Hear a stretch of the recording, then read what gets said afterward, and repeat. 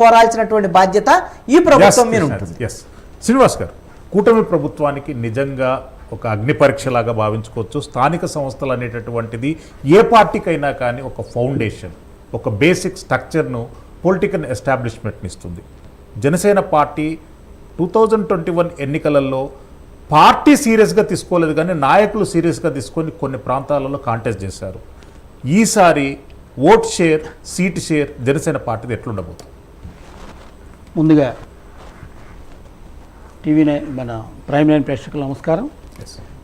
ఈ డిబేట్లో పాల్గొన్న మన సోదరులందరికీ నమస్కారం అండి. ఈ మున్సిపల్ ఎన్నికల్లో వచ్చే ఎన్నికల్లో మున్సిపల్ కానీ గ్రామ పంచాయతీ ఎన్నికల్లో కానీ మా యొక్క నినాదం ఒకటేనండి, సుస్థిర పాలన, అభివృద్ధి.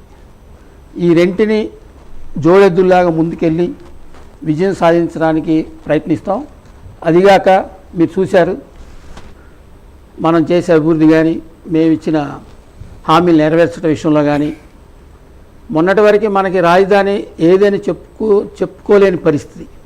అలాంటి పరిస్థితి నుంచి గర్వంగా మా రాజధాని అమరావతిని చెప్పుకునే స్థితికి తీసుకురావడం జరిగింది.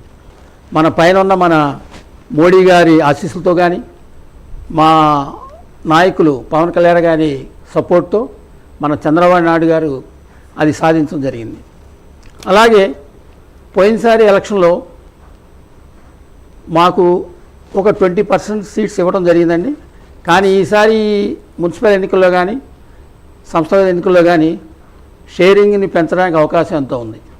ఎందుకంటే మన పవన్ కళ్యాణ్ గారు ఆయన చూశారు, మినిస్ట్రీ గ్రామీణాభివృద్ధి కానీ లేకపోతే ఈ పంచాయతీరాజ్ తీసుకోవడానికి కారణం ఏంటంటే, ఎప్పుడు ప్రతి వాళ్ళు పెద్దవాళ్ళు ఒకటే చెప్తారు, దేశానికి పట్టు కొమ్మలు గ్రామాలని, రైతే రాజు అంటారు. కానీ ఆచరణలో ఎవరూ చేయట్లేదు. కానీ మా నాయకులు పవన్ కళ్యాణ్ గారు రైతే రాజుని చేయడానికి, మన విలేజ్ని దేశానికి పట్టుకొమ్మలు చేయడానికి తన సాయశక్తుల కృషి చేస్తున్నారు. ఆ కృషిలో విజయవంతంగా ముందుకెళ్తారని చెప్పి మేము ఆశిస్తున్నాం. ఇంకొకటి, సంస్థాగతంగా మేము బలోపేతం అవ్వడానికి ప్రయత్నాలు జరుగుతున్నాయండి. రేపు మున్సిపల్ ఎలక్షన్లో తయారీకల్లా మా ఎక్కువ సీట్లు వెళ్ళడానికి అవకాశం ఉంది. ప్లస్ సంస్థాగతంగా స్ట్రాంగ్ అయ్యి